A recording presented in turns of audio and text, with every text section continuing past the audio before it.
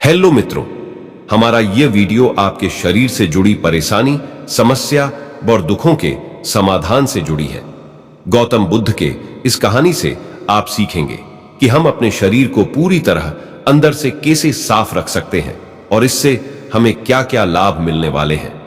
कहानी शुरू करने से पहले अगर आप हमारे इस चैनल में नए हैं तो हमारे इस YouTube चैनल को सब्सक्राइब जरूर कर लें और घंटे को भी दबा लें। गौतम बुद्ध की कहानी से आप सीखेंगे शरीर को अंदर से साफ करने का एक अचूक तरीका। हिमालय की तलहटी में एक ऋषि अपनी कुटिया में रहते थे। वे पुराने भारतीय आयुर्वेद और योग के विशेषज्ञ थे। लोग दूर दूर से अपना इलाज कराने आते थे। ऋषि आयुर्वेदिक पद्धति और योग से बीमारियों का इलाज करते थे और अधिकांश रोगियों के रोगों को जड़ से खत्म कर देता है। ऐसे ही एक दिन ऋषि के आश्रम में एक व्यक्ति आता है और कहता है कि मुनिवर, मैं पास के गांव का जमींदार हूं। मेरा काम ऐसा है कि मुझे दिन में ज्यादातर समय बैठे रहना पड़ता है। अधिक शारीरिक श्रम न करने के कारण मेरा मोटापा बहुत बढ़ गया है और तरह तरह की बीमारियों ने मेरे शरीर में घर बना लिया है। मेरे पास घर पर खाने के लिए बहुत स्वादिष्ट खाना होता है, लेकिन मैं उसे खा नहीं पाता। अब मेरा मोटापा इतना बढ़ गया है कि मुझे उठने बैठने और चलने फिरने में भी परेशानी होती है। इसलिए क्या आप मुझे कोई ऐसा तरीका बता सकते हैं जिससे बिना मेहनत किए भी मैं अपने शरीर को स्वस्थ रख सकूं और इन सभी बीमारियों से छुटकारा पा सकूं? ऋषि ने कहा कि ऐसा भी एक तरीका है। इसके लिए आपको सबसे पहले अपने शरीर में जमा गंदगी को बाहर निकालना होगा और जैसे जैसे आपके शरीर से गंदगी बाहर निकलेगी और आपका शरीर अंदर से साफ हो जाएगा तो आपका वजन अपने आप कम होने लगेगा, त्वचा साफ हो जाएगी और आप खुद को पहले से ज्यादा ऊर्जावान महसूस करेंगे। सबसे पहले आप यह समझ लीजिए कि जब हम कुछ खाते हैं तो जब वह हमारे शरीर के अंदर जाता है तो उसका क्या होता है। सबसे पहले भोजन हमारे पेट में जाता है, जहां वह टूट जाता है। फिर हमारी छोटी आंत में जाता है, जहां से हमारा शरीर भोजन के आवश्यक तत्वों को अवशोषित करता है। फिर बड़ी आंत के माध्यम से यह शरीर से मल के रूप में बाहर निकल जाता है। लेकिन क्या हर प्रकार के भोजन को चक्र पूरा करने में समान समय लग सकता है? किसी भी फल को लगभग 3 घंटे लगते हैं। हमारे पेट में 1 घंटा, छोटी आंत में 1 घंटा और बड़ी आंत में 1 घंटा। सब्जियों को उसी अनुपात में 6 घंटे लगते हैं और गढ़ वाले अनाज जैसे गेहूं, चावल और दालों से बने उत्पाद को लगभग 18 घंटे लगते हैं। इस चक्र को पूरा करें, यानी कि जिस भोजन में पानी जितना कम होगा उस भोजन को शरीर से निकलने में उतना ही अधिक समय लगेगा, जमींदार ने कहा। मुनिवर, जैसा कि आपने कहा था कि शरीर से अनाज को पूरी तरह से खत्म करने में 18 घंटे लगते हैं, लेकिन मैं अनाज को 3 से 4 बार खाता हूं। एक दिन ऋषि ने कहा, यह वह जगह है जहां आप गलती कर रहे हैं। पिछला भोजन पच नहीं पाता है और आप अधिक डाल देते। परिणाम स्वरूप पिछला भोजन पूरी तरह से अपशिष्ट के रूप में बाहर नहीं निकलता है। यह अंदर सड़ता रहता है और फंगस और कीड़े पैदा करता है। साधु ने जमींदार की ओर देखा और कहा कि तुमने लोगों के पेट में कीड़े होने के बारे में सुना होगा कि वे कीड़े कहां से आते हैं। वे कीड़े इस आधे पचे और सड़ी भोजन से पैदा होते हैं जो हमारी आंतों में चिपक जाते हैं। यह जरूरी नहीं है कि आपने कल जो खाना खाया वह आपकी आंतों में गंदगी के रूप में फंसा हो सकता है कि 1 साल पहले खाए गए भोजन का कुछ हिस्सा अभी भी आपकी आंतों में गंदगी के रूप में फंसा हो। ऐसा कुछ भी जो हमें सीधे प्रकृति से नहीं मिल सकता। इसे पचाना और बाहर निकालना शरीर के लिए बहुत मुश्किल होता है और फिर ऐसा भोजन हमारी आंतों में चिपक जाता है और एक मोटी परत बना लेता है। देखिए, हम जो भी खाते हैं वह हमारी आंतों की दीवारों के माध्यम से पचता और अवशोषित होता है और फिर हमारे रक्त में भेज दिया जाता है। लेकिन अगर गंदगी हमारी आंतों की दीवार में जमा हो जाती है तो भोजन के रस के साथ वह गंदगी भी अवशोषित हो जाती है और हमारे रक्त में मिल जाती है और फिर रक्त के माध्यम से हमारे शरीर के सभी हिस्सों में पहुंच जाती है और उनके काम में बाधा डालते हैं और अलग अलग बीमारियों का नाम दे देते हैं। इस बाधा को, अगर यह गंदगी हमारी त्वचा की परतों के बीच जमा हो जाए तो हम कहते हैं कि यह मुहासे या त्वचा रोग है। अगर यह गंदगी गांठ बन गई है, हमारी किडनी या पेट के किसी हिस्से में जमा हो गई है तो इसे हम कैलकुलस मोटापा कहते हैं। ठीक उसी तरह अगर आपको वजन कम करना है तो इस गंदगी को शरीर से बाहर निकालना होगा। हमारी आंतों में बहुत मोटी परत होती है तो उसे हम कब्ज कहते हैं, और कब्ज ही सभी रोगों की जड़ है। इसी प्रकार जब यह गंदगी हमारी श्वास नली में जमा हो जाती है, फिर हम इसे अस्थमा कहते हैं। तो असल में कहने का मतलब यह है कि यह गंदगी ही हमारे शरीर की सभी बीमारियों की जड़ है, और अगर हम इस गंदगी को शरीर से बाहर निकाल दें तो हम अपनी सभी बीमारियों से छुटकारा पा सकते हैं, क्योंकि जो शरीर अंदर से साफ है उसे कोई बीमारी नहीं हो सकती है। ऋषि ने अपने शरीर की ओर इशारा करते हुए कहा कि हमारा यह शरीर एक आदर्श डिजाइन और एक प्रकृति का अनमोल उपहार। कुछ समय बाद हम अपने शरीर को मां प्रकृति को लौटा देंगे, इसलिए हम सभी की जिम्मेदारी है कि जब तक हमारे पास यह शरीर है हम इसे स्वच्छ और स्वस्थ रखें और इसे वैसे ही वापस दें जैसे मां प्रकृति ने हमें दिया है। ऋषि ने आगे कहा कि इंसानों ने प्राकृतिक भोजन किया है। पदार्थ लाखों वर्षों तक सीधे रहते हैं, इसलिए मानव पाचन तंत्र भी उसी के अनुसार विकसित हुआ। यानी हमारा शरीर कच्चे प्राकृतिक पदार्थों के लिए बना है, लेकिन अपने स्वाद के चक्कर में हमने इसमें ढेर सारी गंदगी डालनी शुरू कर दी है। तो आपका पहला काम इस गंदगी को शरीर से बाहर निकालना है।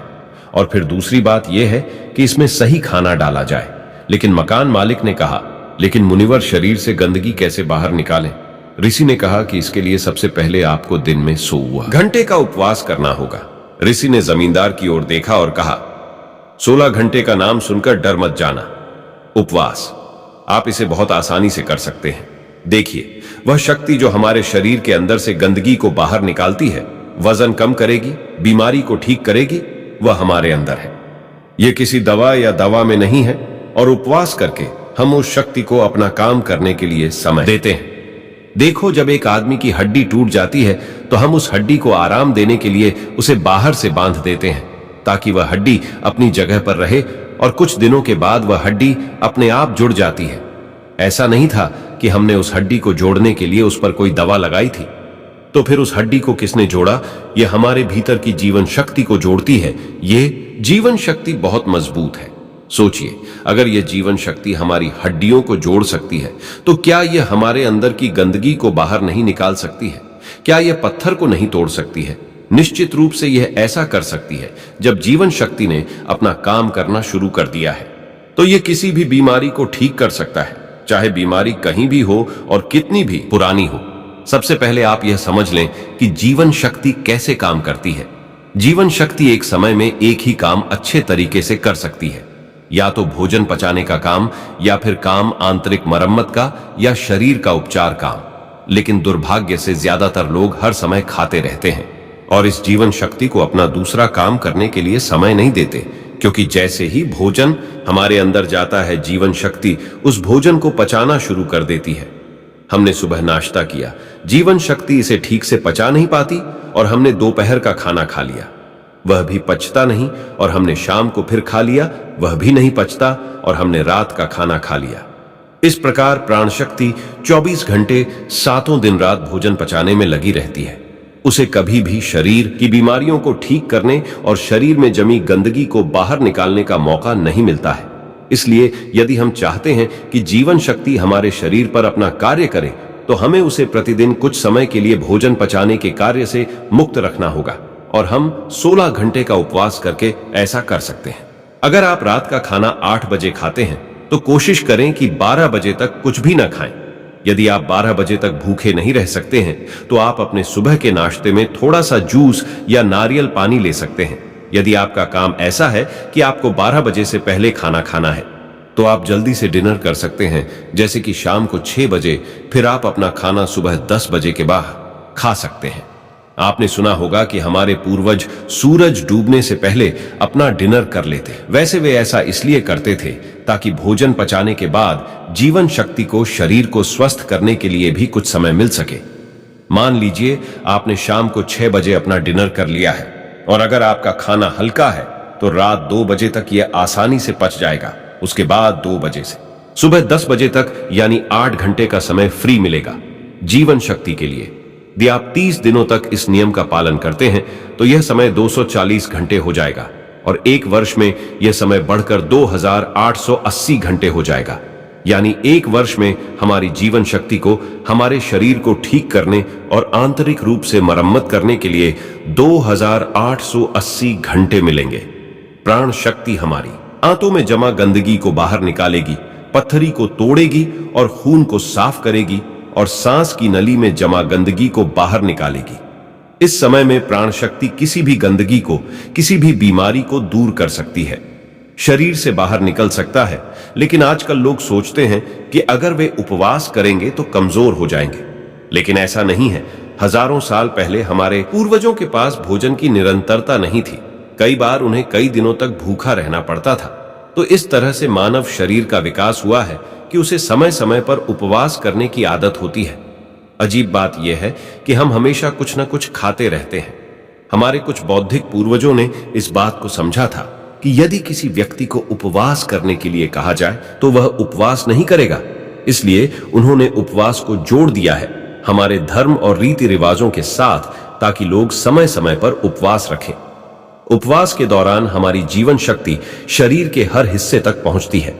यह शरीर में जमा गंदगी को मल, मूत्र, खांसी और पसीने के रूप में बाहर निकालता है।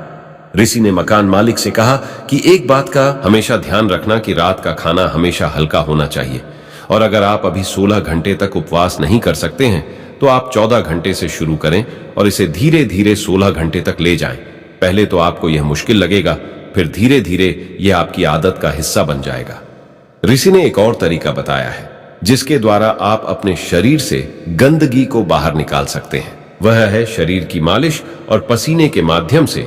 जब हम सप्ताह में कम से कम 3 बार तेल से शरीर की अच्छी मालिश करते हैं तो इससे हमारा रक्त तेजी से चलता है और यह रक्त उसके साथ चलता है। नसों में जमा अपशिष्ट को गुर्दे तक ले जाता है, जहां से इस अपशिष्ट को हटा दिया जाता है पेशाब के जरिए शरीर से बाहर। इसी तरह जब कोई व्यक्ति खड़ी मेहनत करता है तो उसके शरीर में जमा गंदगी और चर्बी पसीने के रूप में बाहर निकलती है। ऋषि ने आगे कहा कि स्वस्थ रहने के लिए शरीर से गंदगी निकालने के लिए सही आहार लेना जरूरी है। अब मैं आपको भोजन के 3 नियमों के बारे में बताने जा रहा हूं।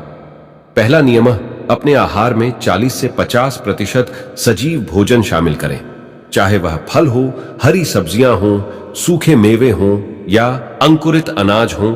कुल मिलाकर इसे पकाया नहीं जाना चाहिए। ज्यादातर लोग मृत भोजन खाते हैं और फिर स्वस्थ रहने की उम्मीद करते हैं। मृत भोजन खाने का मतलब है कि हम किसी मृत चीज से जीवन निकाल रहे हैं, इसलिए इसमें कुछ लगेगा। हमारे शरीर से ऊर्जा निकलती है तो यह हमें ऊर्जा देती है। भोजन को पचाने के लिए आवश्यक सभी पाचक रस न केवल शरीर में पाए जाते हैं बल्कि उस भोजन में भी पाए जाते हैं। लेकिन जब हम उस भोजन को पकाते हैं तो उसमें से बहुत से पाचक रस नष्ट हो जाते हैं, और जब हम बिना पाचक रसों के खाना खाते हैं तो हमारे शरीर को उन सभी पाचक रसों को दोबारा बनाना पड़ता है जो नष्ट हो गए हैं। लेकिन किसी व्यक्ति का पाचन तंत्र कितना भी अच्छा क्यों ना हो, वह उन सभी पाचक रसों को दोबारा नहीं बना सकता जो नष्ट हो गए हैं। इन्हें कुछ हद तक बनाएं। दूसरा नियम, शुद्ध शाकाहारी भोजन खाएं, यानी जो भोजन पेड़ों से मिलता है, जानवरों से नहीं। मांस, छल्ली, अंडा न खाएं। प्रकृति ने हमारे शरीर को जानवरों को खाने के लिए नहीं बनाया है। तीसरा नियम है बासी भोजन या लंबे समय तक रखा हुआ भोजन नहीं करना चाहिए। 17वें अध्याय के 10वें श्लोक में भगवान श्री कृष्ण कहते हैं कि जो भोजन पकाया जाता है उसे पकाने के 3 घंटे के भीतर ही खा लेना चाहिए, क्योंकि 3 घंटे के बाद वह भोजन तामसिक हो जाता है और उसमें से जीवन समाप्त होने लगता है। इसीलिए भारतीय यौगिक संस्कृति में पका हुआ भोजन किया जाता है। 3 घंटे से ज्यादा रखा तो खाया नहीं। हमारे पूर्वजों ने भी इसी नियम का पालन किया था, इसलिए खाना सीधे चूल्हे से उनकी थाली में आ जाता था। लेकिन आजकल ज्यादातर लोग सुबह का खाना शाम को खाते हैं और रात का बचा हुआ खाना सुबह खाते हैं और कई बीमारियों को निमंत्रण देते हैं। ऋषि ने जमींदार के चेहरे की ओर देखा और कहा कि यदि तुम नियमों का पालन करोगे तो तुम्हारी बीमारी भी ठीक हो जाएगी और तुम भी ठीक हो जाओगे। स्वस्थ रहे, मस्त रहे और अपनी जिंदगी में खुश रहे।